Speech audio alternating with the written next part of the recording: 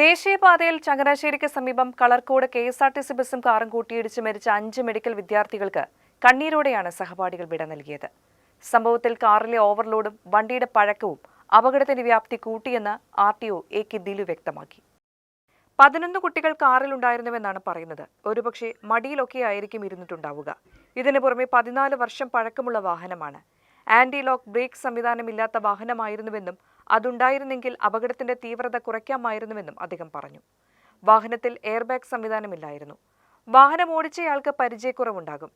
എങ്ങനെ കുട്ടികൾക്ക് ഈ വാഹനം കിട്ടിയെന്ന് അന്വേഷിക്കുമെന്നും ആർ.ടി.ഒ. അറിയിച്ചു. അമിത വേഗതയുടെ സൂചനയൊന്നും കിട്ടിയിട്ടില്ല. തിങ്കളാഴ്ച രാത്രി 9-ന് കനത്ത മഴയുള്ളപ്പോഴാണ് അപകടം നടന്നത്. മെഡിക്കൽ കോളേജിലെ 11 വിദ്യാർത്ഥികളാണ് കാറിലുണ്ടായിരുന്നത്. ആലപ്പുഴയിൽ സിനിമ കാണാൻ പോകുകയായിരുന്നു വിദ്യാർത്ഥികൾ. വൈറ്റിലയിൽ നിന്ന് കായംകുളത്തേക്ക് പോയ ബസ്സിലേക്ക് കാർ നിയന്ത്രണം തെറ്റി ഇടിച്ചു കയറുകയായിരുന്നു.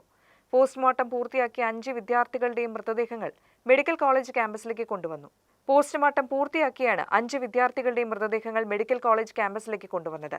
മെഡിക്കൽ കോളേജിലെ സെൻട്രൽ ലൈബ്രറി ഹാളിലാണ് പൊതുദർശനം. 5 പേരുടെയും മൃതദേഹങ്ങൾ സ്വദേശങ്ങളിലേക്ക് കൊണ്ടുപോയി. ലക്ഷദ്വീപ് സ്വദേശിയായ വിദ്യാർത്ഥിയുടെ കബറടക്കം എറണാകുളത്തായിരിക്കും.